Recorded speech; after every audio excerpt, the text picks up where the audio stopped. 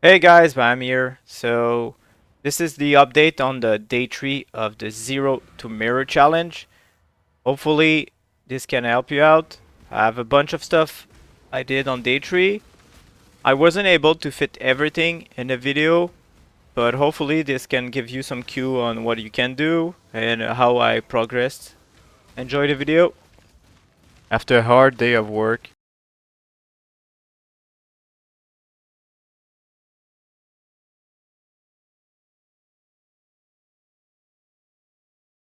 I got back home and started mapping.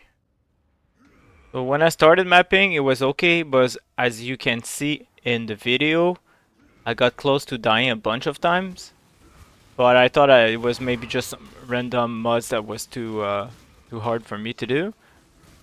But as I kept going and going, I realized I wasn't playing efficiently. I was killing a bunch of random monsters that didn't give me anything. And the other bad thing is that I started to die on the boss because I had so few hit points and not enough damage, as you can see in the video.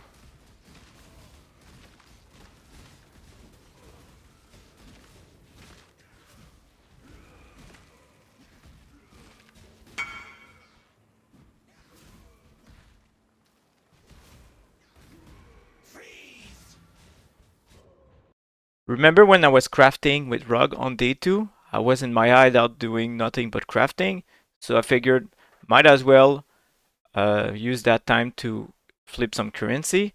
So I started buying Orb of Regrets with Divines and selling them back for Chaos and making some profit. I went a little bit overboard, as you can see in this image. I was buying the regrets at 400 regrets every divine I was spending and selling them back for 75 chaos per stack of 80 regrets. Anyway, back to the grind. As I said, I was dying on the boss every so often that I decided to upgrade my gear. And I bought a couple of bases and started crafting those. Right, then I started upgrading my weapon. So I bought a bunch of essences to upgrade my weapon. Sadly, all those essences were pretty bad and I didn't get anything with it, so it was a loss of currency, but you never know what you're gonna get. So I used all the essences until I ran out. Then I started using fossils to craft the weapon instead.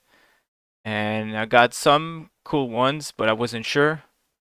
I had some sales during that time, some fragments as you can see, some chaos, orb of grids for chaos as always. Then I crafted the physical flat damage, but I wasn't happy with what I got. So I bought another base and started from scratch.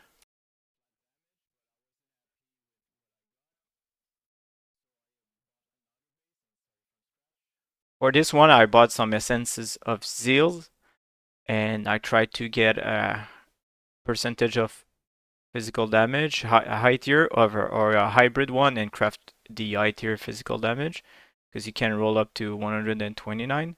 I needed Enlighten level 4 to make my build work, so I bought the Divination card instead. It's way cheaper.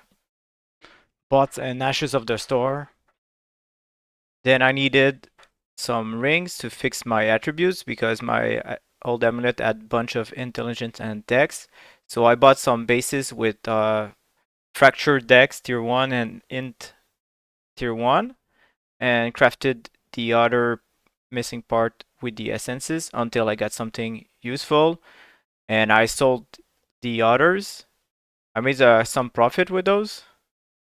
I sold 2 rings for 1 divine each, 1 ring for 1.5 divines and 1 ring for 2.5 divines. So it was pretty much worth because I spent only 10 chaos on the basis of those rings.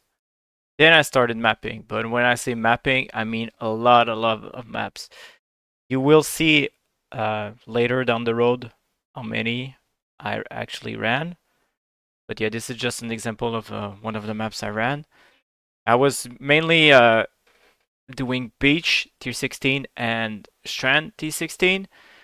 The reason why I was running those maps is that they're an easy layout, and they drop a card called the Fortunate, and the Fortunate is a divination card. As when you turn 12 of them in, you get 2 divines. So in total, I dropped 61 the Fortunate, so that's equal to 5 divines.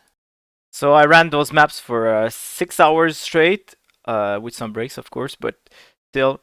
And it was pretty mind-numbing, to be honest. At one point, I was kind of discouraged, but I knew it was worth it because I was running so many maps that I got a ton of invitations. And so whenever you're running Searing Exarch or Theater of Worlds, each 28 maps, or even less if you're at less, you have at less points into those. I was also running every single map drop that I got until I hit the the influence of it. So whenever you encounter the influence of Eater or Searing Exarch, a pop will happen, a blue pop in your screen or a red pop depending on which you're using.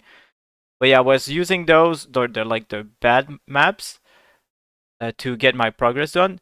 I was only making sure on the 28 map that I would kill the boss. One trick I do on early league, whenever I want to get some levels, I just buy some beachhead and run them and split the cost between everyone. Uh, Most of the time on early league, everyone is happy about it because it's like your super low investment and you actually get your money back plus some EXP. So I go on trade 820 and ask for people. I link the map and ask for people to join my group for like let's say 4 or 5 KS depending on the price of the map, and then it fills up. Uh, Most of the time it fills up pretty fast. For this um, for this example, since it's kind of late into the league, it was harder. So I only got 2 people who were joined, but still, I just wanted to show you what I would do on league start. Also, the cool thing when you run those beachhead is that if you have like some, like if you can see on your map some of the T16 maps, T14, 15, 16, whatever, they can drop into the beachhead. And since you're the map device owner, you're the one who will get those maps. So it could be a good way to get some map to progress your atlas. I don't think it's the best way. I have a video about it, but still, this cool thing in this map is they give you shards, so sometimes you can get a fractured shard or even a mirror shard, but it's super rare. But still, it's a good way to make some currency just from the chaos shards and stuff like that. And now the real money comes in. So as I said, I was farming the invitation, doing the maps as fast as possible, even just popping the influence on it, not even finishing the map. With all the chaos I made selling the Orb of Regrets, I bought some fragments and I sold them back for divine. So it was a good way to make some more currency. All right, so now I'll show you a bunch of sales I made. I will not include everything, but as I said, most of my profit was coming from invitations and also a secret that I will reveal on day 4 of the challenge. So remember I said I invested all the divines I made on day 2. You will see what I invested into.